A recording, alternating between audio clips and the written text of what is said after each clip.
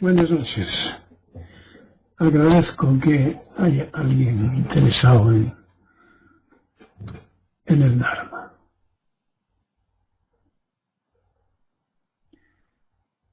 Hoy os toca a vosotros, pero antes quería hacer algunos comentarios. Algunos de vosotros habéis entendido que pido un resumen de toda la sesión. No es así. Otros que solo sobre qué es mejorar. Tampoco es así. Otros que sobre la experiencia individual de estos 2 meses de incomunicación conmigo. Creo yo que esto sí era. Pero en fin, puede que haya alguno más que haya entendido otra cosa, pero se me ha olvidado. La segunda cosa se refiere a la manera de conseguir venir de invitados aquí al templo, puesto que es pequeño, no puede haber demasiada gente. Y sobre todo, no basta con desearlo. El protocolo que seguimos corrientemente es el de escribir, contar por qué se está interesado en el Zen y sobre todo en el Zen Soto, si se han leído mis libros, si no hay que hacerlo, he escuchado las charlas, hacer zazen, seguir las 3 disciplinas y escribirme con comentarios sobre esa práctica o esas prácticas al menos una vez al mes. Hay un caso, o uno de los casos en los que este protocolo no se sigue, es cuando alguno escribe una carta con cierta lucidez y a la vez desorientación. Entonces ya vamos viendo cómo evolucionar y cómo progresar y si es oportuno invitarle a una sesión.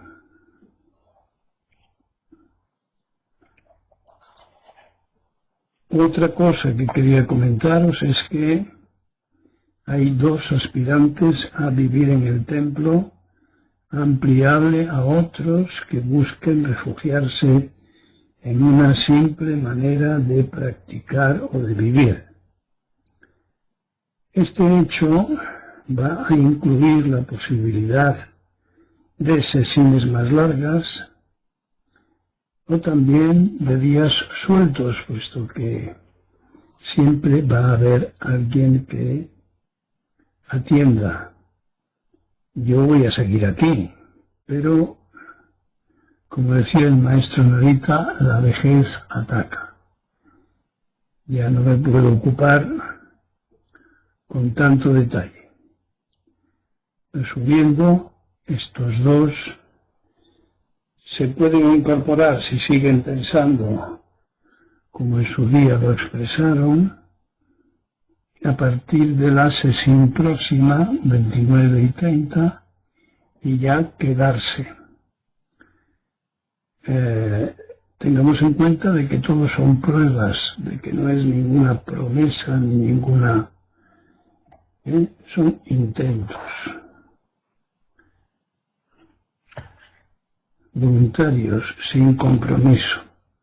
En cuanto al refugio, a la toma de refugio, en el apéndice tenéis información, como tenéis en los votos del que se refugia, pero hay que estudiar por lo menos 6 meses hasta estar realmente seguros, convencidos de que se trata de una manera adecuada para el que busca refugio e intenta salir de ese estado de enajenación egótica, lo que quiere decir liberarse todo lo posible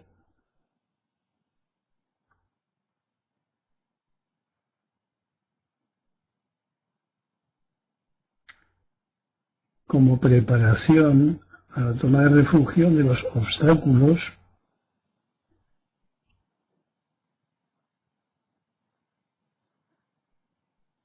con los que se encuentran para poder seguir este camino.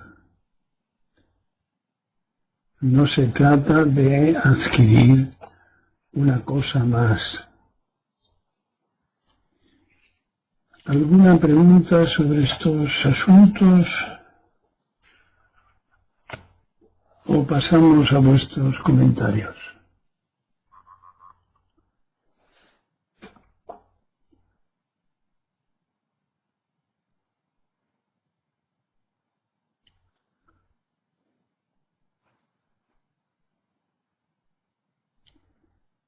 Vosotros diréis.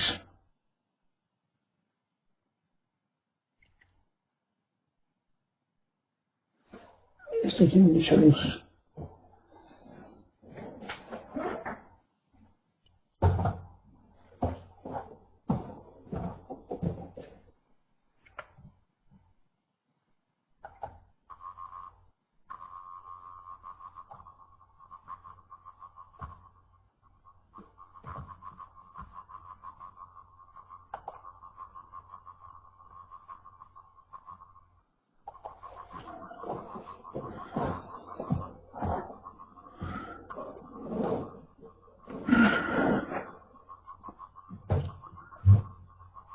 Vamos.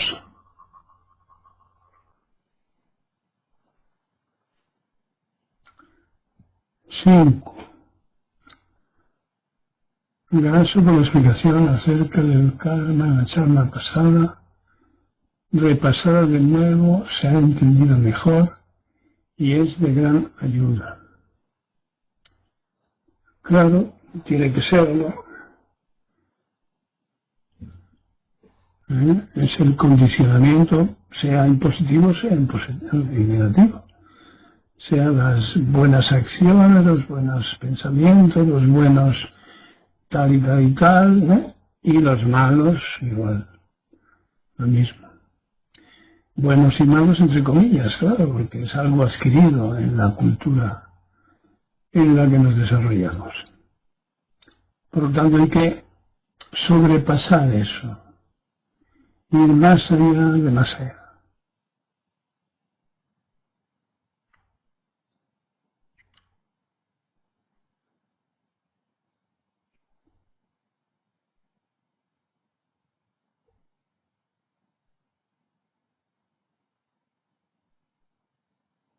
Más.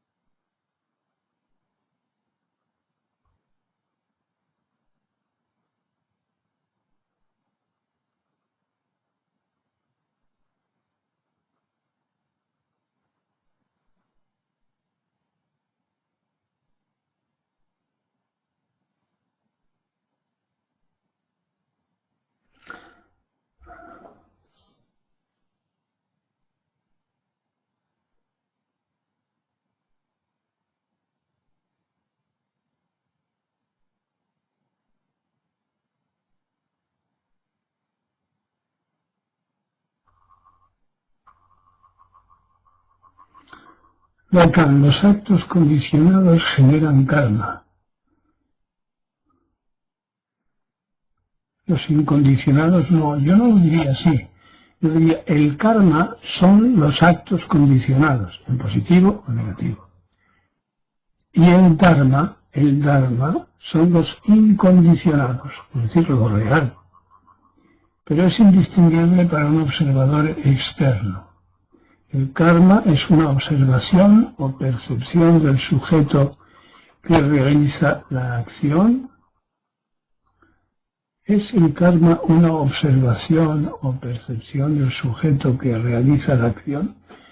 Cuando realizamos una acción real, dármica, no hay sujeto ni hay objeto. Ese dualismo ha desaparecido. Hay unificación, armonización, unidad. Una sola cosa. ¿Eh? Eso es lo real. Las cosas tal y como son. Si es que es muy fácil. Mientras haya un karma pesado, la percepción continúa condicionada, es decir, es el personaje el que observa y separa el observador del observado.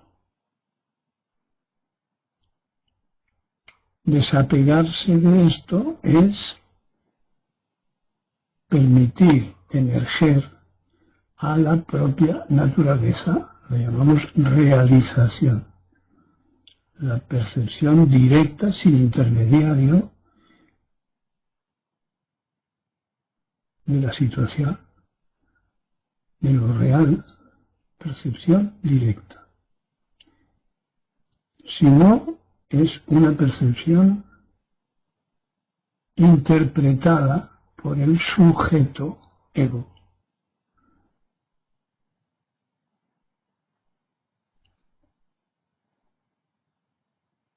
¿Se entendió?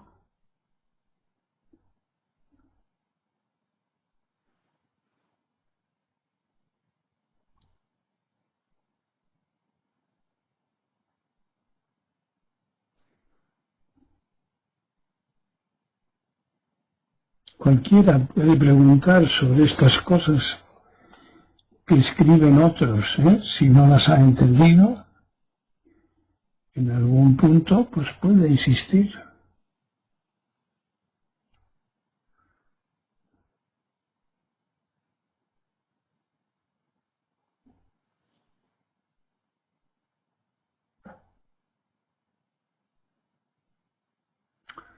Cinco. Estando la acción predeterminada por los genes, las neurohormonas, el medio en el que se vive y condiciona el cerebro, y añade los medicamentos, las drogas, ¿no es eso un condicionamiento natural, por así decirlo? ¿O al ser una acción de la propia naturaleza no entra en ninguna categoría? No confundamos dogmáticamente las palabras con lo real. Ya nos hemos ocupado hace tiempo de desacreditar el lenguaje, raíz de tantos sufrimientos. De manera que no le pongamos palabras y se conservará limpio. Por eso decimos, no hay que buscar nada, no hay que buscar ni siquiera entender. Nuestra propia naturaleza nos lo va a poner delante. Incluso la comprensión. Eso es sabiduría, eso es lucidez. Árbol dice, ¿existe un yo más allá del ego con entidad propia o individual? ¿Acaso hay que crearlo? No, no hay que crearlo. Llamamos yo, ya lo he explicado varias veces, circunstancialmente, llamamos yo, momentáneamente, provisionalmente, para distinguirlo de ego, de egocentrismo, pues la conciencia, en la proporción que sea, la conciencia de esa realidad, eso que llamaba antes percepción sin intermediarios, sin el personaje de por medio. porque sí es posible una percepción de la realidad, que no ocurre siempre, ni mucho menos, ni tampoco es necesario. Es decir, si tú sabes que estás viviendo, ¿para qué quieres conocer los entresijos de la bioquímica? Me parece que es una estupidez, ¿no? Es rizar el rizo. Dedícate a vivir, no a aumentar tus conocimientos que no van a servirte para nada. Así que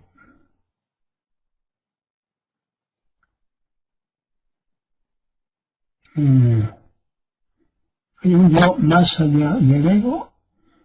Repito que muchas veces señalamos al yo como el que tiene la experiencia del Dharma, el que ya está viviendo, el que ya no hace falta que diga, este escribe tal cosa, sino que dice, pues, en vez de decir algo, utilizar su nombre puesto en el templo de refugiado, Shenku, Orakan, Odayashi, ¿entiendes? Es decir, se supone en ese cambio de nombre un cambio en la percepción. Y Sirio dice, entonces las acciones dármicas son pasos que no dejan huella. El Dharma, la práctica del Dharma, no solo neutraliza el karma, de ahí el cambio, de ahí la evolución, como queráis llamarlo, de ahí la transformación, sino que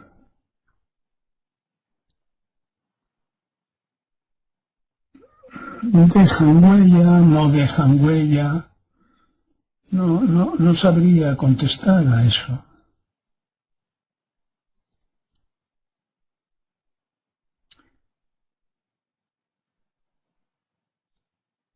Jonsin, decías que el desapego no es un asunto de voluntad, no es voluntario.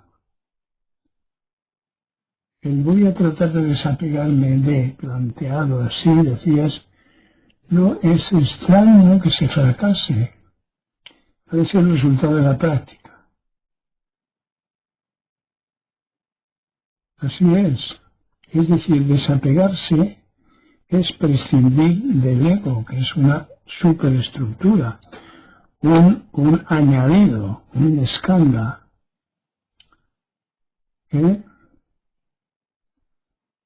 Por lo tanto, solamente la sabiduría de nuestra naturaleza original, que es la naturaleza de todos los seres, lo que llamamos también mente única, esa mente única es la que dispone de los recursos para borrar, a medida que se actualiza, para borrar los apegos y por lo tanto los sufrimientos. Todo depende de la intensidad y de la dedicación, del esfuerzo, de la práctica, porque claro, si hablamos de que el desapego, voy a tratar de desapegarme de algo que me hace sufrir, estás manteniendo un objetivo, y eso es propio del ego. Estás buscando beneficios. Y llama, dice, como señalabas, el liberalismo solo dice promover la libertad de mercados, porque en realidad ni siquiera existe tal libertad, como lo prueban decisiones e incluso normas de gobierno llamadas liberales, que defienden los intereses y productos de los grandes que les auparon, provocando caídas de precios y hundiendo economías que estorban a sus intereses y que de existir realmente libertad de mercado serían competitivas. Es una de las contradicciones de eso que nos presentan como algo indiscutible. Sí, sin embargo, están apareciendo fenómenos por parte de las grandes fortunas, de las multinacionales, de los multimillonarios, que están dispuestos a dar dinero, a que le suban los impuestos, etc. ¿Por qué? Porque así se mantiene el negocio. El capitalismo es un negocio para los ricos, no un negocio para los pobres. Por tanto, los ricos tienen que hacer sus inversiones, lo mismo que pasado mañana, pues los narcotraficantes, o los traficantes en armas, o los traficantes en sexo, pues también lo harán para que se mantenga el mercado. El mercado con el que se hacen más millonarios y más millonarios. Tengamos en cuenta que la economía del mundo está en manos de un 8% y el resto es manipulado, manejado por este 8%. JC dice, ha leído en uno de sus libros, los novicios zen son llamados unsui. Pues sí, se les llama nube y agua. Eso significa un y sui.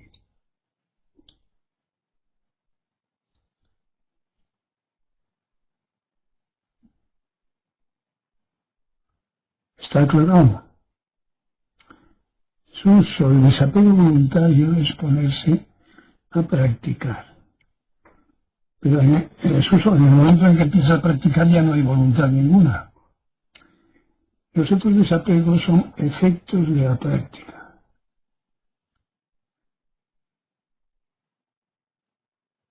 Esto último no lo he entendido. Más preguntas. Unsui, nube y agua. Supongo que se percibe intuitivamente, ¿no?, el sentido de este nombre tan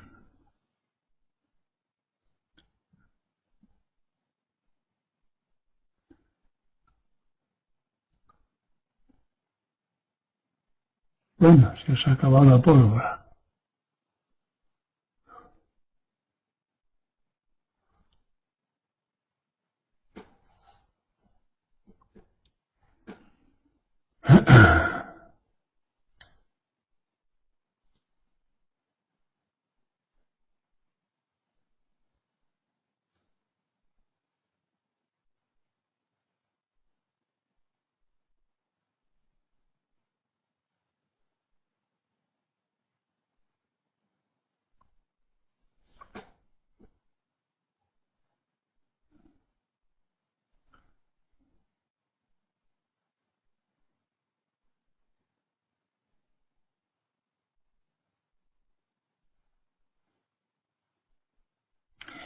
Bueno, la proporción de anotaciones que hacéis de cada charla es muy pequeña, ¿eh? Como estamos viendo. Pasáis muy deprisa por el texto.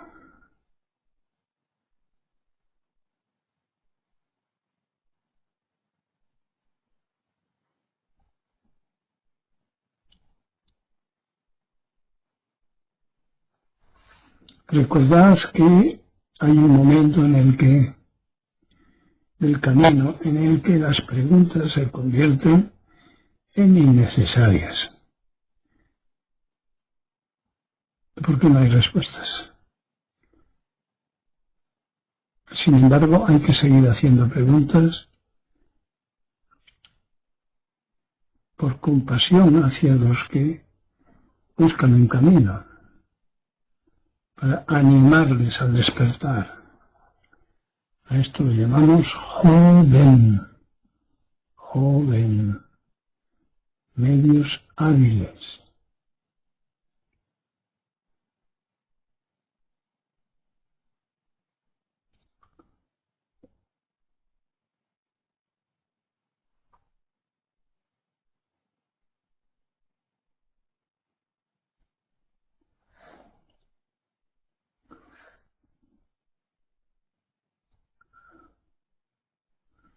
Los chicos nuevos de Madrid ni se les ve, ni se han apuntado.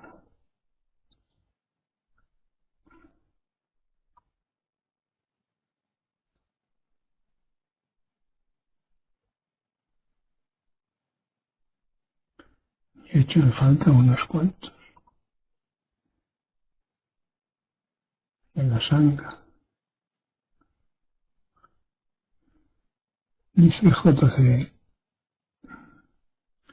todos los seres, todo lo vivo, todo ocurre a la vez. Todo es interdependiente. Todo sostiene a todo. Y a este le recordó otro comentario de otra charla.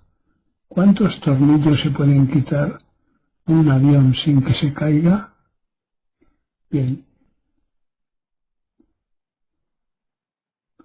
un caso.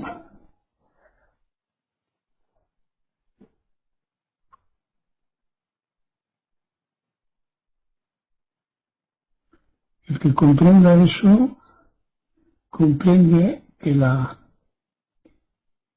existencia de algo independiente o alguien independiente es una ilusión.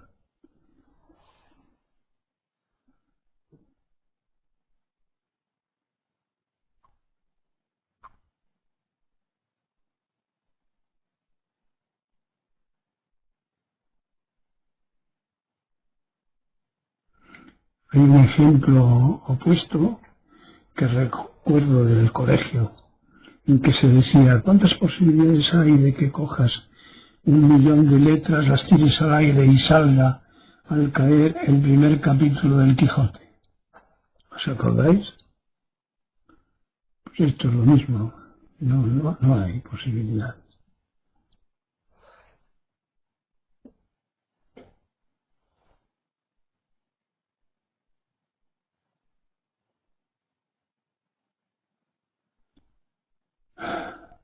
Cubrió, Dosen Gaso, el origen de la vida es universal.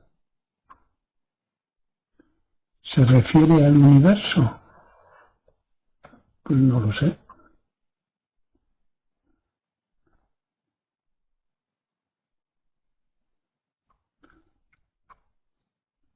Hacerse este tipo de preguntas,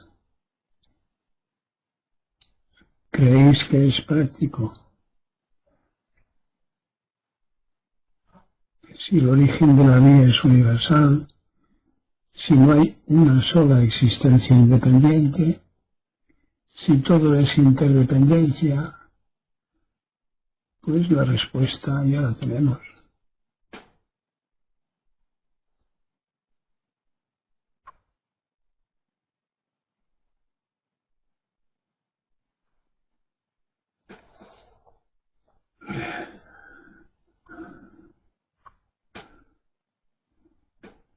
También se ha dicho que en lo grande como en lo pequeño no funcionan de manera distinta.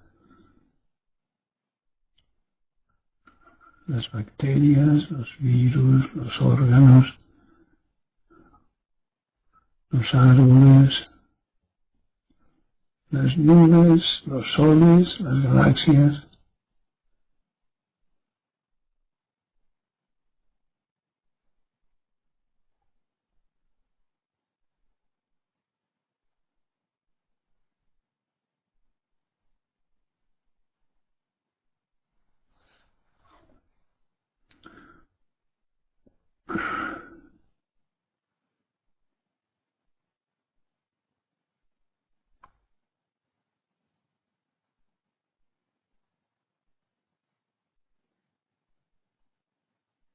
Está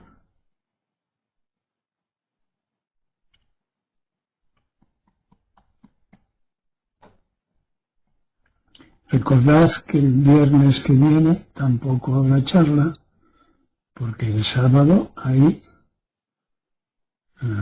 sesión. Y que por ahora vamos a continuar con charlas solamente los viernes.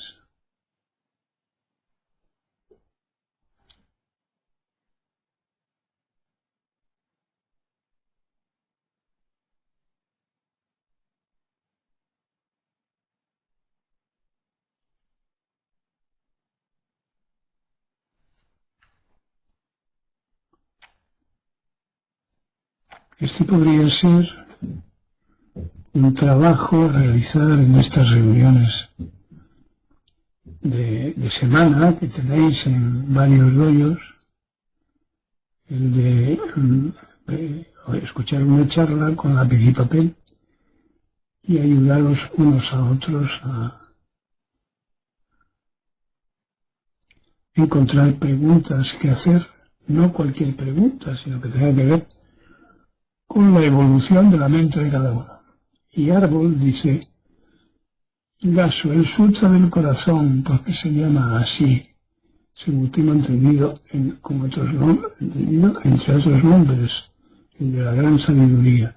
¿Qué función tiene el corazón en el Zen? ¿A qué se refiere al espíritu? Pues sí y no. En Occidente el corazón le señalamos como aquí, como los sentimientos, ¿verdad? Pues en Oriente, en Japón por lo menos, es kokoro, es decir, shin. Kokoro es el corazón de todas las cosas, equivalente a sin, el espíritu. Es un poco más popular el uso de kokoro.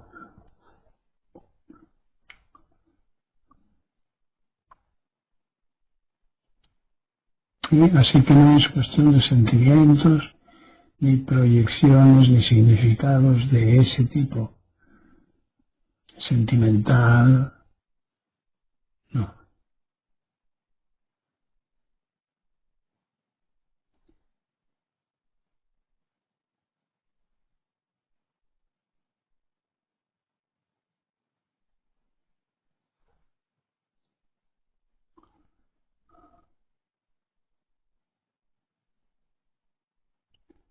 Bueno, os lo pensáis mucho para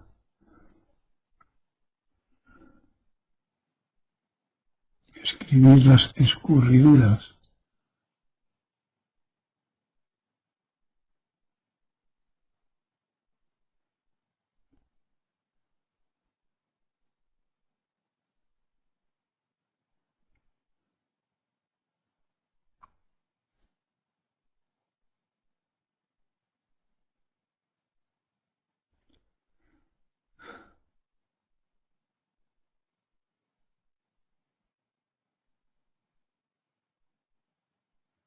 Acuérdate que por espíritu no entendemos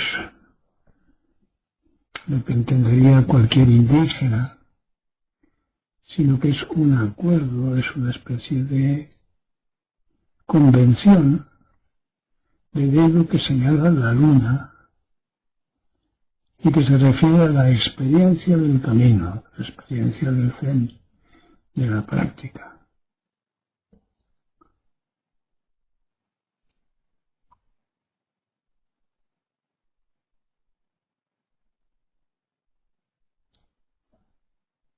Bueno, pues parece que lo dejamos aquí.